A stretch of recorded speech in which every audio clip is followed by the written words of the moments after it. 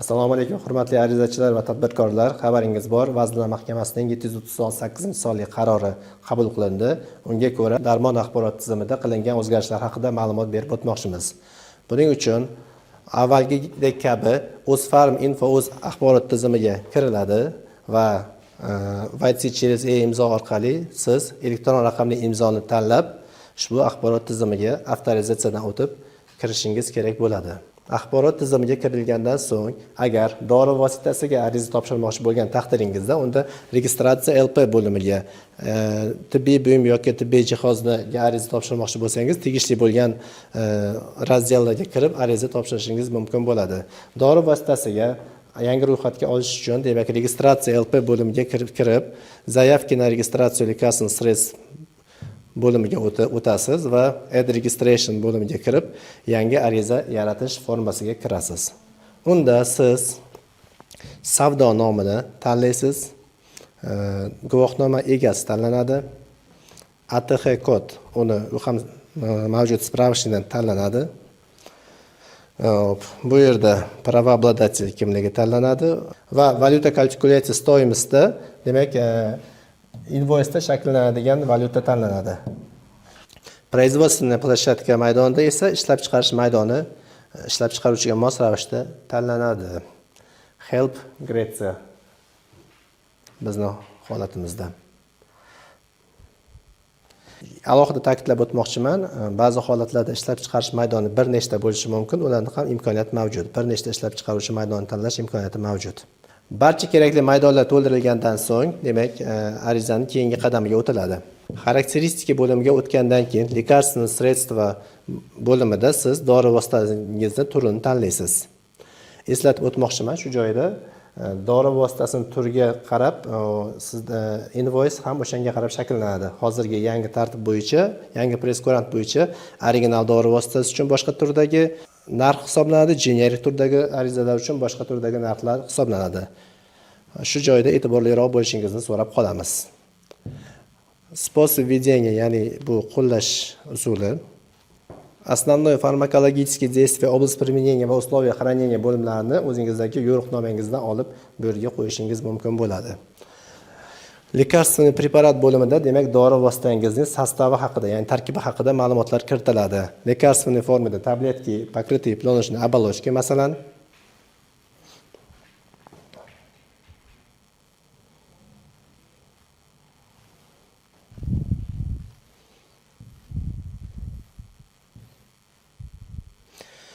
hop, bunda ob'yom bo'lmaydi tabletka bo'lganligi sababli. Agar eritmalar bo'lgan taqdirda, unda albatta ob'yom ham tanlanishi shart bo'ladi. Hop, dorining sostavi bo'yicha, demak, tarkibidagi moddalar kiritib chiqiladi.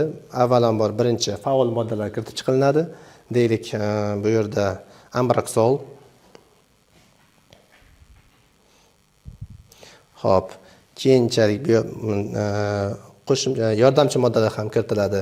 Natriy xlor, masalan,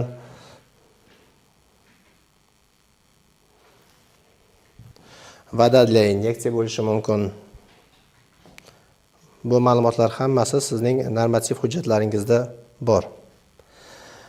Va ularning qiymatlari ko'rsatib chiqiladi. Milligram, masalan, bu yerda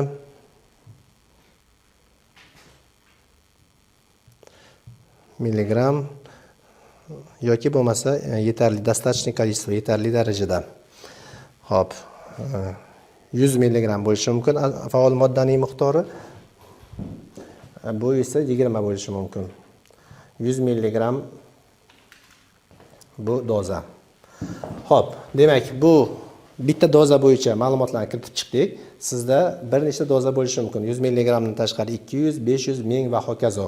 Ularni biz mana tepadan qo'shish orqali yangi yaratishimiz mumkin yoki bo'lmasa, yana qulaylik maqsadida copy-paste bossak, xuddi shu ma'lumotlarni sizga ko'chirib beradi. Faqatgina bu yerda siz dozadagi ma'lumotlarni yangisini kiritib chiqishingiz kerak bo'ladi. Dorini tarkibi to'g'risidagi ma'lumotlar kiritib chiqilgandan so'ng keyingi qadamga o'tiladi, ya'ni bu dori qadoqlari to'g'risidagi ma'lumotlar bu yerda kiritiladi. Albatta ko'rsatish kerak, agar ikkilamchi qadoq bo'ladigan bo'lsa, u nimada bo'ladi? Kartonli korobka bo'ladi odatda. bitta blister, har bitta blisterda 10 ta tabletka bor.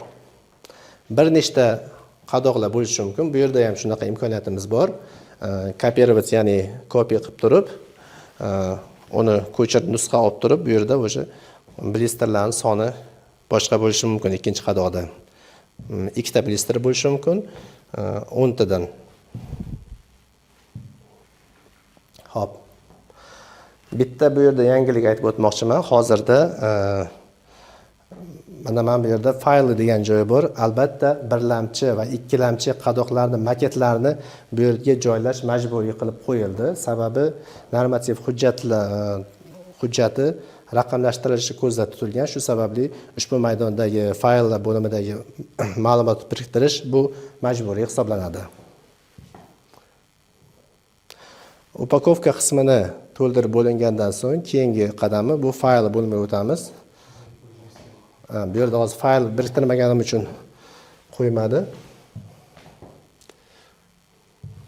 Keyingi qadamga o'tamiz, faylga. Bitta narsaga e'tibor qilishingizni so'raymiz. Ikkilamchi va birlamchi qadoqlarni maketlarini yuklash majburiy qilingan. Shu sababli ikkilamchi qadoq to'g'risida fayl bo'limini bosgan holatda faqatgina JPG formatdagi bo'lgan fayllarni yuklashingiz mumkin bo'ladi.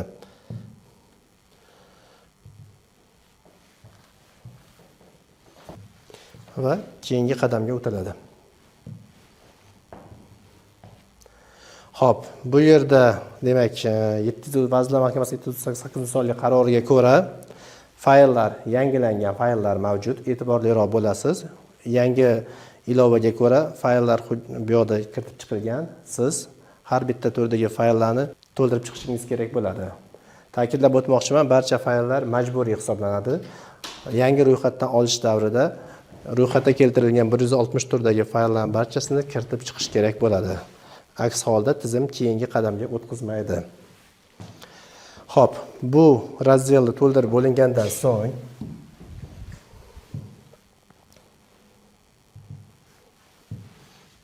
keyingi qadamga o'tiladi. Unda, demak, sizda dori vositangizga ishlatilgan har bitta modda bo'yicha qaysi farmakopeyada ekanligini ko'rsatib o'tiladi. Bu yerda ustuvorlik O'zbekiston milliy farmakopeyasiga berilgan, ta'kidlab o'tmoqchiman. Agar O'zbekiston milliy farmakopeyasida mavjud bo'lmagan taqdirdagina boshqa farmakopeyani tanlashingiz mumkin bo'ladi.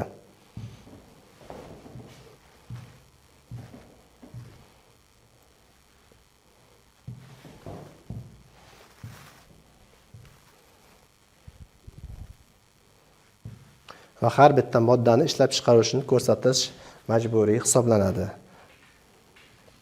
Bunda yangi tartibga ko'ra, agar faol moddangizni ishlab chiqaruvchisi bir nechta bo'lsa, shunga ko'ra invoice shakllanadi. Ya'ni har bitta qo'shilgan API ishlab chiqaruvchilar uchun alohida pul hisoblanishini aytib o'tmoqchimiz.